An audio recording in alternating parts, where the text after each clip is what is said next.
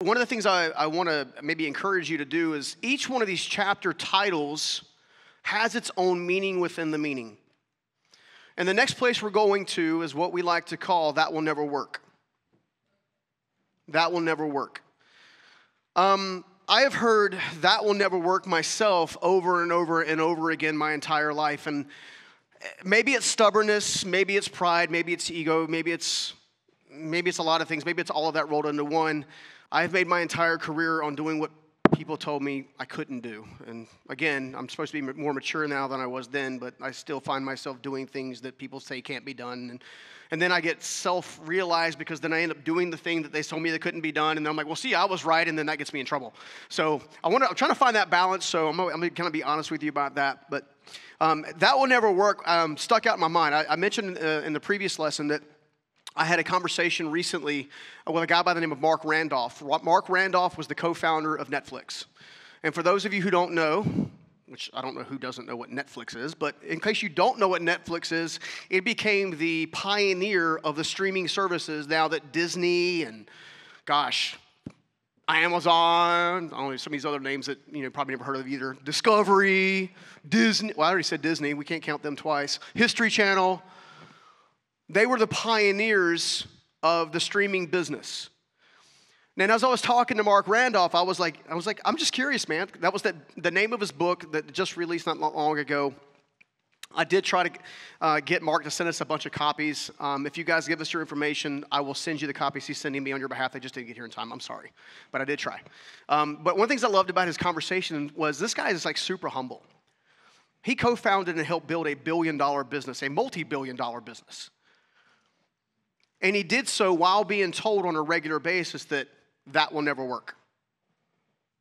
That will never work. It will never be the thing you want it to be. It'll never look like it's that you're talking about it's going to be. It's not the $1 million idea. It's not this. And in some cases, that's actually true. It may actually be better than what you think it's supposed to be. But in order to do that, you're going to have to get past that limiting belief stage. You're going to get past that stage. Because you are going to hear that will never work on a regular basis. And I'm not asking you to be stupid. I'm not asking you not to get wise counsel. I'm not asking you to learn practical, tactical steps. What I'm saying is don't let someone else's opinion of you become the business venture you build. I've got several entrepreneurs in this room that are some of the most talented people I have ever seen in my space. When I say my space, I don't mean just the speaking space. I mean in their space. The person that helped me build my brand from a visual aesthetic place is in the room today. I don't know about you guys. I love the whole unstoppable thing in the script. It has a certain to it. But I also like the clean refinedness of the startup. Did you know that colors and fonts are a choice? Are you serious? Discovering that one thing revolutionized, however you say that word, somebody help me say that word. Revolutionized, yeah, that word, how we started conducting ourselves in the marketplace. The moment we learned that one piece of thing, that one piece of advice, that one tactical strategy, our explosive behavior began to happen on social, or how we shot videos began to change. We've discovered that a lot of the videos that we want to produce and the content that people appreciate most about me is the type of content that teaches them how to overcome their own fears. And the only reason I'm even remotely qualified to do that is because I'm constantly having to overcome mine. So when someone tells you that will never work, I want you to remember the story I'm going to share with you really quickly, because I've been told numerous times that will never work. And Mark Randolph told me very plainly, he's like, you know what? Most business ideas actually do stink, but they lead to the business ideas that end up transforming the marketplace. If you guys remember, Netflix used to deliver a CD, right? And by the way, his whole story is interesting. It's definitely a book that you guys need to pick up and read. When the whole process started, they were originally going to mail out VHSs because DVDs were a new technology. Guys, we're only talking 10 years ago. Now we got MP3s and MP4s and ABCs and but that led them ultimately to creating the streaming version of it. And what they did was they went from the DVD scenario, realizing that was very costly. They were damaging discs being shipped in the mail. They were doing all of that. And they were getting to the place of, okay, it was actually more expensive to ship the DVD device to you in hopes that you got it back, which he actually told me that was actually, the honor system actually worked in this case.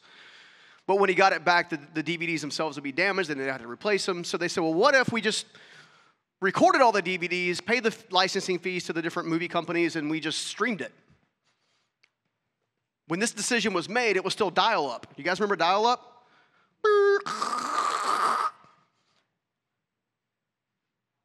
Your idea is going to take time to shape itself. The reason I'm telling you that is that I don't want you to put yourself in a box. A lot of times as entrepreneurs, we put ourselves in a box. We think it has to be done exactly like this. This entire program is off a pivot. Again, I used to be focused hardcore in the life mastery space, and then I realized, you know what? These are the people who actually need what I have to offer. So let's talk to them, okay? Your business is going to be the same way. You might be selling nail polish today, and you might be selling computers tomorrow. The trick is try to have as many synergies along the way as you possibly can. So when someone comes to you and say, that will never work, I want you to remember Mark Randolph's story. I also want you to remember this one. This picture is currently hanging in the wall in the hallway next door to us. This picture was taken 1 year after being in business for myself as the brand name Custom Home Exteriors, Inc., which is the first of the 7 companies I currently own equity in or own entirely. I briefly touched on it on the previous lesson, but essentially what happened was the man, Steve Myrick, that poured into me the first time around, who gave me all that advice, actually put me into business for myself in late 1996 after I dropped out of high school in 1993 to help my family pay the bills. So from 1993 to 1996, I worked at a company called Waste Industries, delivering trash cans. Occasionally, I'd hop on the back of a garbage truck if they needed some help, but for the most part, I delivered trash cans. And then I got fed up with the person. Waste Industries had acquired a trash company out of Pinehurst, North Carolina, which isn't too terribly far from here. And when they did, they gave the CEO of that company that they acquired the division president role at the building I was in. He was by far, to this day, the worst leader I've ever worked for in my entire life. And as a result, I got really super tired. I got really super fed up. Like, I was like constantly being belittled, constantly being talked down to, constantly like just under this guy's thumb. He was a bully of sorts. He spent a lot of time bullying people into submission. And for a while, I wasn't on his radar. He was going to the people above me. Well, the guy that was reporting to him that was above me, turns out, was partying consistently on a regular basis out in the marketplace. And so he would come downstairs, hey man, how things going?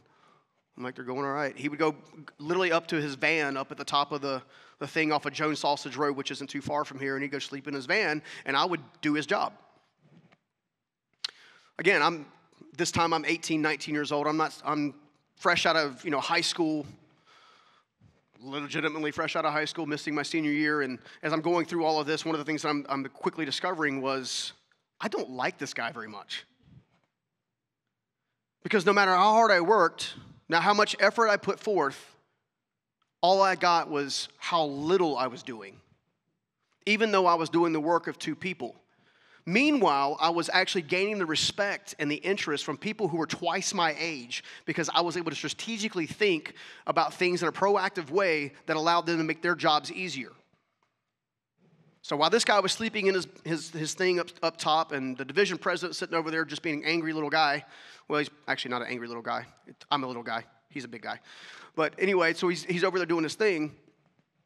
I'm working as hard as I can. I think I have a career. I think I'm doing great. I'm going through all that. But the next thing you know, he comes down one day. The guy in the van, he comes down. He starts like, why isn't this done? Why isn't this done? I'm like, because you're supposed to do it. Like, I don't know how to read your spreadsheets. I didn't even know what Excel was then. I did know what Solitaire was. Played that a little bit. So he grills me. Next thing I know, in comes the division president, and they're both chewing on me. I'm like, dude, what in the world? What in the world?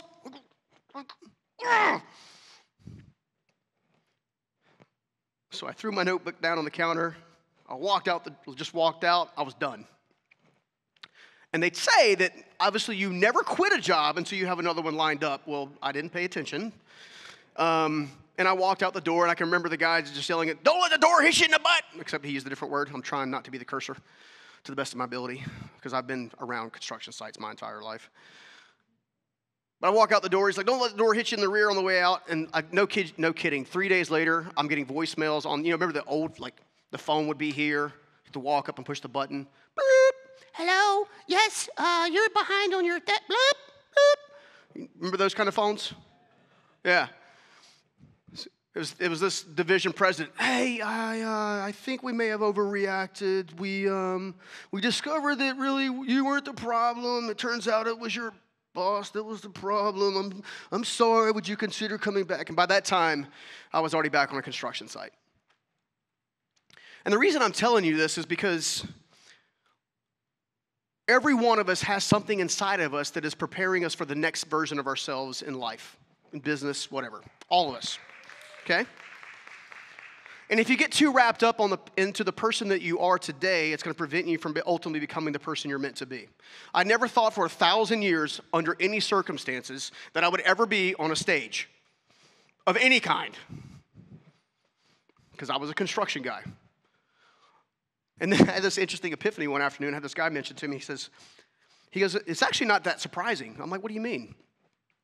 He said, "Well, there's been somebody that's been pretty famous before that actually started in construction and built a major brand, a major movement. In fact, they still talk about him today." I'm like, "Really? Who's that?" He goes, "His name is Jesus." I'm like, "Huh?" Right? Anyway, back to the story. As this is shaping up, I find myself back on Steve Myrick's job site. And it just so happened that he had a company that was working for him doing his exteriors at the time. This is a subdivision that's off of Highway 401, which isn't too far from here, called Coventry Glen. And inside of that, he put me on this guy's crew, and I began working on this guy's crew. So I learned vinyl siding. So you guys know what vinyl siding is? It's the plastic stuff that breaks when it gets cold. Okay, all right. So I learned the vinyl siding trade. I've been in construction all my life. This guy literally leaves me on the job site by myself. I'm back to doing what I was just doing at the trash company. And he would come by on Fridays just before Steve would come around with the checks, and then he would get his check, and then the first 2 or 3 times it was fine. He paid me my $12 an hour, which was what I was getting at the time, And here's the thing. My dad had always told me if I could make $12 an hour, I'd be doing something. I'm like, I look at that now, and I'm like, that is in and of itself is a little bit of a limiting belief. But that being said, several weeks in, this guy that was doing the siding work, unfortunately, did something different. He didn't pay me at the end of the week. He left me by myself installing siding for a week and then didn't pay me. And the excuse that he used was that Steve Myrick didn't pay him. And I was like, I know that ain't true. Because I've watched Steve overpay people, including my father, for things that hadn't been done. So Steve comes back and he goes, "Boy, I got a question for you. You're already out here doing it by yourself. Why don't you do it by yourself for me? I'll buy your equipment. I'll buy your stuff. I'll buy everything for you. I'll do it for you." Really? "Yeah, you're a hard worker, and the Scoggins and the Myricks, we've been tight for decades." I wish I could actually give his actual accent, but it was half country boy, half old man. It was awesome. So he gives me this opportunity, and I'm like, okay. I'll even help you hire a couple people. So you don't have to do it by yourself anymore. Really? Yeah, really? Okay, cool. And come Monday morning, this other company, I wish I could tell you their company name, but then I realized that would be bad. So I'm not going to do that. But the other company disappeared. Okay, Steve fired him or whatever. He didn't come back.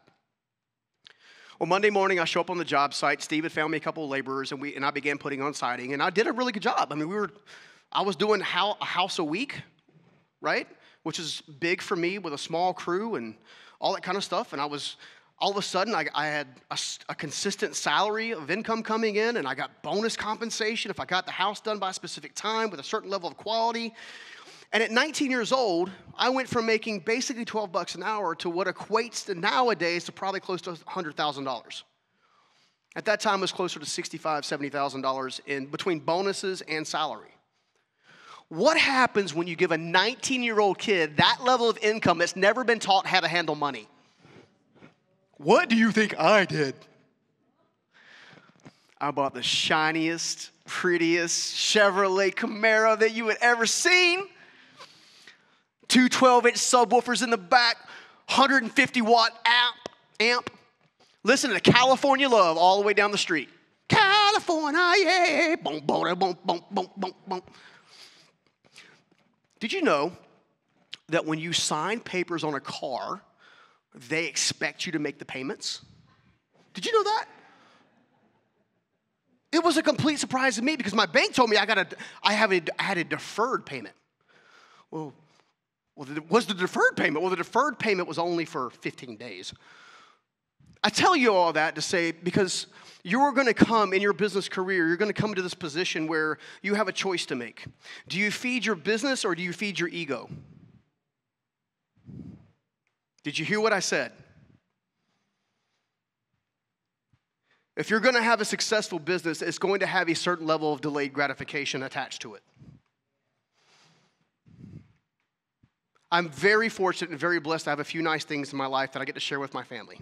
I'm very fortunate that I'm in a place in life, at least right now, and I say right now because, again, I've been caught by a few surprises, to bless my family, my extended family with certain levels of blessings when they're in a time of need or something like that. I don't want to sort of love on them. I just want to tell them how amazing they are. But I didn't get there overnight, and you're not either. You have to have a boundary around your business that's going to protect you. When this story kept going, what happened was I kept down that path. I kept making money. I kept spending money. I kept making money. I kept spending money. I kept making money. I kept spending money. And then as that was happening, as I mentioned in the previous lesson, my arrogance and my ego began to climb and climb and climb and climb and climb and climb and climb and climb. And for the lack of a better word, I thought I was because I literally bought the first 1998 Camaro they had on the lot. And I literally thought I was the bomb. And then, you ever heard that comment, the pride happens just before the fall? You ever heard that before? Yeah, so God introduced something into my life that was a 5'7", brown-haired, brown-eyed girl who was nicknamed in my first book as the barbecue girl that took me on the ride of my life. You either prepare for the life that you want or you get lost in the life that you have. This young lady, at first, was everything that I wanted in a woman. Or we'll call her a woman because she was really a girl and not really a woman yet. She pursued me up front. She went after, doting on me with affection and, you're so smart, you're so cute, I love you, you're wonderful. You know, all the stuff that we tell people when we're trying to reel them in. And I got lost in it. And before long, it was funny, she was coming to me, she said, hey, can I got to replace my mom's tires on her car, and I need a couple tires for myself. Will you help me with that? Yeah, babe, sure, no problem. Here's my credit card. $75,000 later, because I don't know why, they decided to give a 19-year-old kid a credit limit that every time he hit it, they would just elevate it, other than to trap me, like they do so many people with debt. I am a debt-free kind of mentality person. I cannot stand up here and say I've never used a bank line of credit or something with my businesses. I didn't start using that stuff until later. But I do try to have that stuff. If I use it at all, I pay it off very quickly. Because I don't want to ever be trapped like that ever again. Between the emotional insecurity of dating that young lady and losing myself in that, I began to go into I began to lose sight of I was doing all of this energy and effort to try to keep her in my life. Therefore, the debt wasn't a problem, the money wasn't a problem, the cash wasn't a problem. The next thing you know, I'm actually walking off the job, literally walking from Highway 401 to Knightdale, North Carolina, which is approximately 12 miles by foot off the job site from this amazing opportunity that this man gave me. I walked away from probably what would have been a $10 million business by now. Well, actually, it would have been much more than that, given the fact that I'm telling you this because I want you to understand that your insecurities and your ego and these emotional needs that you have in your spirit, they can't drive your business behavior. You've got to use logic with your business. You solve logical problems from a logical place. You solve emotional problems from an emotional place. Emotion's about connection. Logic is about advancement. The next several weeks, months, 6 months, I lose everything. I take that pretty silver Camaro and I drop it off at Bobby Murray Chevrolet off Capitol Boulevard. I toss them the keys.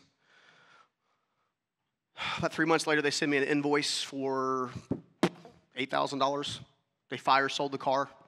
So because of the loan, I was held responsible for the principal and then where they sold it at wholesale, which means I had to cover the difference. I went from there into having to rent the mobile home that you actually see right here in the back of this picture here that I technically owned at the time. I bought it when I was at Waste Industries. I say bought it. I got a mortgage on it, $276 plus lot rent. And my brother had to end up moving in to take over the payments for me because I couldn't afford them. I was lost. I was insecure. I didn't know who I was. I was fighting for any scrap of dignity. All of it was gone.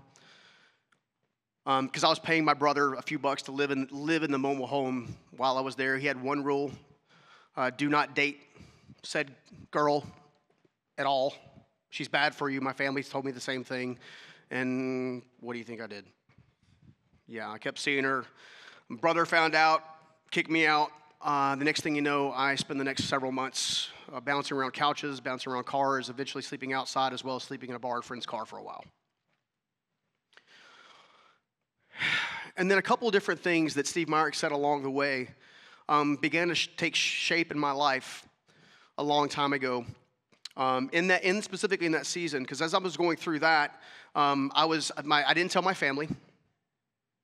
I never told my mom. I never told my dad. I never told my aunts. I never told my uncles. I didn't even tell my brother who kicked me out. I didn't tell anybody that I was homeless, that I had no place to go, that I was scrapping by. I didn't tell anybody because of ego and pride. As a business owner, you're going to have to ask for help, and you have to ask for help from the right people at the right time consistently. You're going to need a coach. You're going to need a mentor. You cannot do it yourself. If you already knew everything you need to know to build a business, you would already have built the business. Do you hear me? I finally had this moment where I was able to cover it up for quite a while. And it's because my friend actually lived in Knightdale, and there was a gym off of Main Street specifically, and inside the gym they had showers. So I could go there. I had 3 changes of clothes that I had from my duffel bag or whatever, and I would go and take a shower at the gym. I would change my clothes, and then I would find somebody to let me go to a laundromat, and then I would do all that, and then kept on. So that was my life for a while. Totally lost, totally alone, totally completely just obliterated. And then one afternoon, I'm going to the gym and to basically get cleaned up. I had a job interview at a car dealership, what was the name? Al Smith Dodge, which is off of Wake Forest Road, which no longer exists, unfortunately. Well, the car dealership exists, just not the brand. And I had to go get prepared, but when I had this interesting moment, you ever watch the movies where you're watching the movies and whoever the hero is or the person is, and they're in a tough spot and they just got their hands on the sink and they just kind of look up and they lock eyes with themselves? That's exactly what happened. I looked up and I locked eyes with myself. And like a flood, I began hearing all these different things that Steve told me. Some of the things that I've already shared with you. There was one very specific one that he shared with me, which was very powerful and ended up becoming a battle cry for probably the next 15 years after that moment.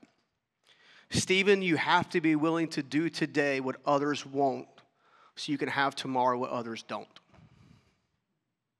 You have to be willing to do today what others won't so you can have tomorrow what others don't. Now, when he told me that statement, he wasn't just sitting around money. It wasn't just money. He saw potential in me. And for the first time, I actually broke down because I realized the opportunity that I just had walked away from, the man that I had betrayed, who trusted me. He gave me a business on a silver platter. It's why you see a lot of startups actually fail, even though they go and get venture capital. Even the guy who created Uber almost bankrupted his own business out of foolish behavior.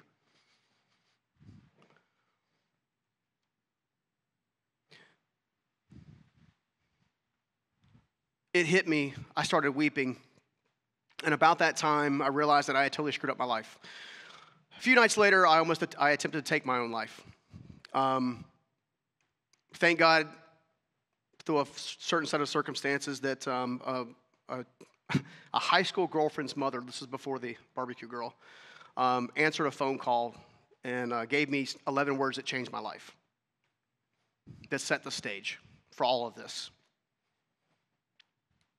This too shall pass, and what comes next will be greater. I share that with you not from a place of God willing, God forbid that you guys are going through that level of emotional despair. But I share that with you because at certain times in your business, and I've lived out several of them even recently in the last couple of years, where you think everything is fine, you think everything's on autopilot and it doesn't need your attention anymore and stuff like that, you're going to be hit upside the head because you're not paying attention. And it's going to suck. And in that moment where your business and you feel like you suck because it's going to hit your identity, you're going to take it on the chin. I don't want you to, but you're going to because that's our nature.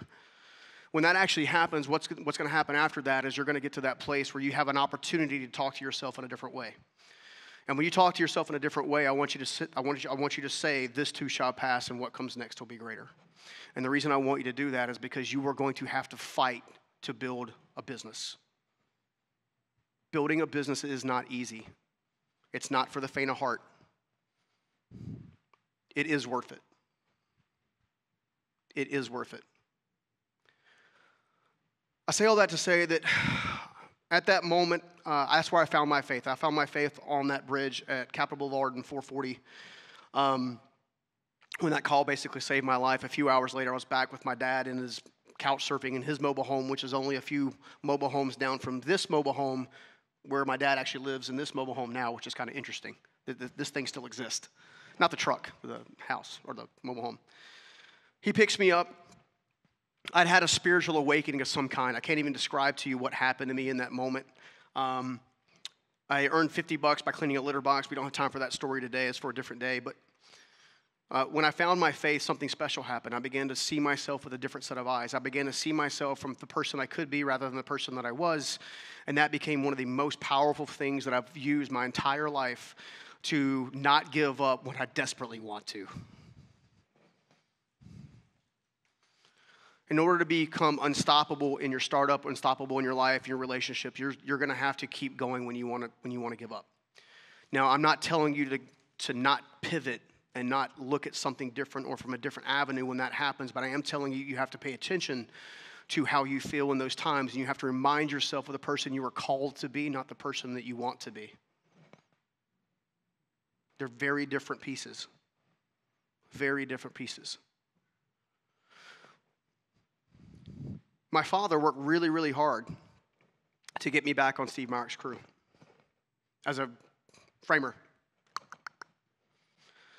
And come Monday morning, no money to my name, I walk into my dad's beat-up truck that he was driving that Steve owned, and we drove all over to Lowe's off of Capitol Boulevard, and we grabbed those little nail aprons. Those two little pouches that said Lowe's across the front. I didn't even have like full-fledged pouches. And we go, and I work the entire week, and as you know, what you don't know about Steve is he would drive around the community all day. He would be taking conference calls and stuff in his car phone. Yes, this is like super dated, right? He'd just be driving around, and so every time I'd see him come around the corner, I would literally go hide behind the house. I'm like, you know what that is? That's guilt. It's shame. But something interesting happened by Friday. In that particular time of day, the way construction payments work is there's something called a progress payment.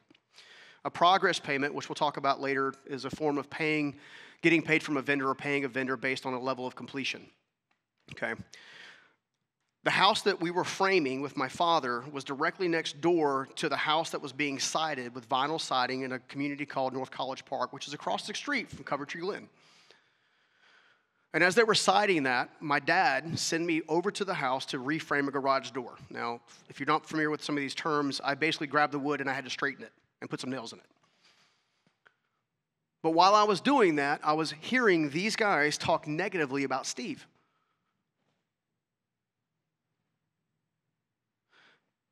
As they were talking, they were like, he's not paying us on time, da-da-da-da. I could look at the house and see that it was 30% done and they wanted a 70% payment. Steve was well within his reason not to pay them the full thing. And knowing Steve, he would have given them 50%. But I overheard them say some magic words. If Steve doesn't pay us all this money on Friday, we're not coming back. As I heard them say that, I had several emotions hit me. One of the major emotions that hit me in that moment was anger.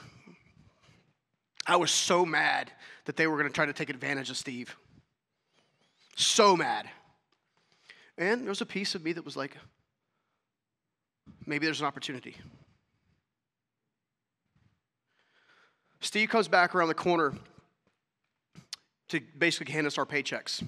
And what would normally happen is Steve was, hallelujah. No one approached Steve, hallelujah. This is Steve Mark. Only the leader can go and talk to Steve, hallelujah. Right? So my father had to walk over and get the checks. And he began walking over, and as he was walking this way, I was walking that way, so much that my dad was like, boy, where are you going? And I walked over and I knocked on Steve's window. He rolled down the window. I love the guy to death, but his Jeep Grand Cherokee, he always smelled a little bit like mothballs. He rolls the window down. He says, what can I do you for?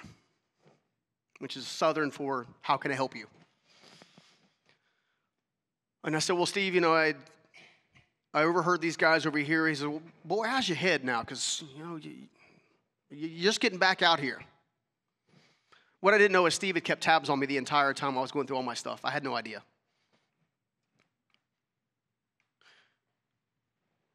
And I said, well, it's getting better. Well, that's good to hear, boy. It's good to hear. Well, Steve, I overheard these guys. They're going to do this work. They want to do all this kind of stuff, and I want to make sure that they don't take advantage of you.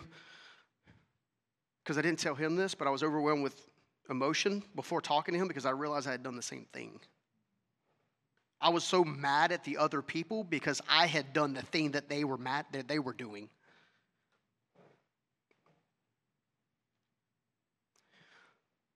We began conversating about this concept of me taking back over. And it was a very quick conversation. First of all, he said, boy, you crazy. You crazy. You crazy. I am not doing that. You see that tool? You see those tools over there? They were your tools. I sold them. I don't even own those anymore. I sold them those tools. And you burned me once, boy. You're not burning me again. And I told him very frankly, I don't need anything. I just need a chance. And I don't deserve it. I know I don't deserve it. But if you just give me a chance, I'll take care of the rest. And I'll never let you down ever again.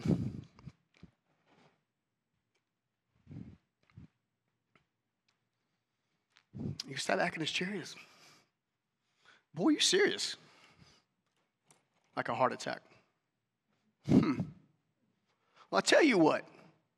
If they don't come back Monday, I'll let you finish that house and we'll go from there. How about that? Done. Big old denture smile that you saw earlier. Shook my hand, rolled up his window, drove off. My dad's within an earshot of the entire conversation. And so immediately he's walking back up to me immediately. He's like, boy, what are you doing? I just got you back on this. Are you crazy? And for the first time, I felt like I stood up for myself. I said, I'm not crazy, but this is something I have to do. And I was yelling at the top of my lungs. I promised my team I wouldn't blow my voice on the first day, which I normally do.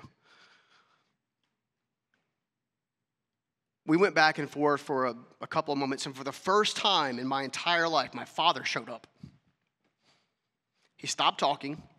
He walked over to the beat-up work van. He opened the doors out of the van. He began getting these nail guns that used to weigh like 60 pounds. They were massive. The tools back out of the truck that we had just put in the truck. I'm like, what are you doing? He said, do you remember working with me and your granddaddy in the summers? Yeah. Do you remember when we were doing siding? Yes, we called it siding. Yeah. All right. What do we make the walkboards out of? Wood. Pump jacks? Wood. Sawbucks? Wood. Ladders? Wood. Cut tables? Wood. All right, boy. Start pulling lumber out of the trash piles. We got stuff to build. Guys, we started building that stuff over the weekend. I spent my entire $172 paycheck at Lowe's and United Rental to rent one piece of equipment that I was going to need for one day because that's all I could afford. And these red bucks that go on those wooden pump jacks. And I didn't even know if those guys were going to show up Monday. I had no idea. Monday rolls around. Steve pulls up. He's like 6 a.m. I'm sitting on the curb. Can I go yet? It's not 9 o'clock yet. Over and over again, I did this. 9:02 rolls around. He rolls down the window and goes, boy, what you waiting on? Guys, I set up the pump jacks, and I did the first 5 or 6 houses. I think it was the first 5 houses by myself. It took me approximately 4 months to do that. But those became the first nails in the first days of Custom Home Exteriors Incorporated.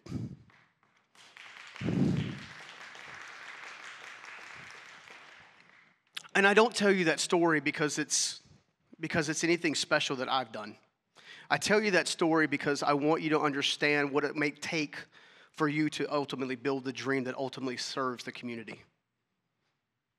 I want you to understand that you were going to be told on a few times that will never work. Here's what blows my mind.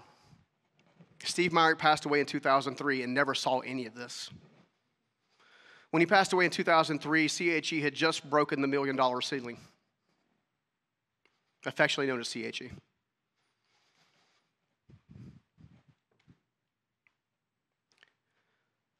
Make sure you do one thing very powerful. You do not despise small beginnings. You don't build a business until you're ready. All right. I want to help you understand whether or not you are designed to be an entrepreneur. Do me a favor, go to the notes of just pick any note in your workbook. All right, on a scale of 1 to 10, 1 meaning I can't stand risk, or I don't like risk, 10 meaning I love risk. Risk is fun. Rank yourself, scale of 1 to 10. First thing that comes to your mind. We're going to do this super quick because I told the story a little longer than I should. Okay, next one, change. I hate change. Change is no big deal. Scale of 1 to 10.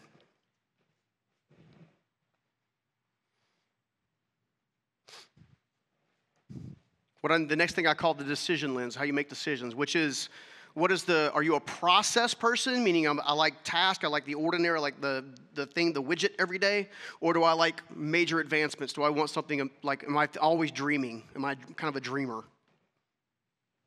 Scale of 1 to 10. Super quick. All right, behavior pattern.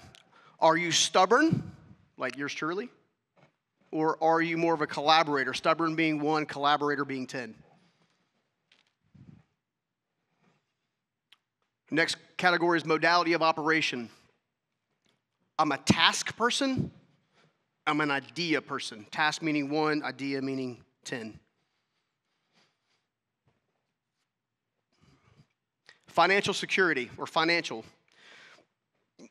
I have to have absolute financial security. I'm okay with ultimate financial reward. They're different mindsets. Okay? Now do me a favor. We're going to scale of 1 to 10 on each of those. Again, risk, change, process or behavior lens, behavior pattern, modality of operation, which is task and ideas, financial security versus financial reward. Once you've got that, I want you to add all your scores together.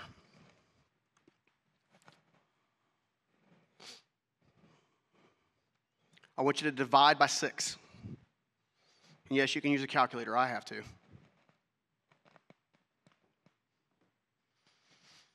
Anybody got their answer already? Yeah, I moved quick. Sorry, I'll give you a couple more minutes. I see 2 pins down. How many of you got between a 6 and an 8 in total score? 1, 2, 3, 4, 5, 6, 7. That's your entrepreneurship lens. So, 2 things have to happen. If you didn't raise your hand, what has to happen is you're going to have to change the way you think and approach these other categories, or you need to probably become a great number 2 in somebody else's business. The reason this is so powerful is this has to do with a process created by the name of Tom Patterson called thinking wavelengths. I changed some of the verbiage a little bit just because as an entrepreneur myself, I know a couple of the other categories, but that will help you better understand where you stand at. If you got below a 5, you're probably a great administrator, but you're probably not someone who's going to have the emotional fortitude to really try to grind out the hard stuff. However, if you got towards the closer side of the 8 category, you have that grit, you have that tenacity, you like the other things you find inspiring or good or like helpful. Okay? If you got past the 8, it means you're more of an idea person in general, which means you probably need to partner yourself with somebody who's an implementer, which means you might have a fantastic idea, but you are probably someone who struggles to get the things done. Okay? Does that make sense? All right, let's move on. The reason I wanted to have you go through that exercise is because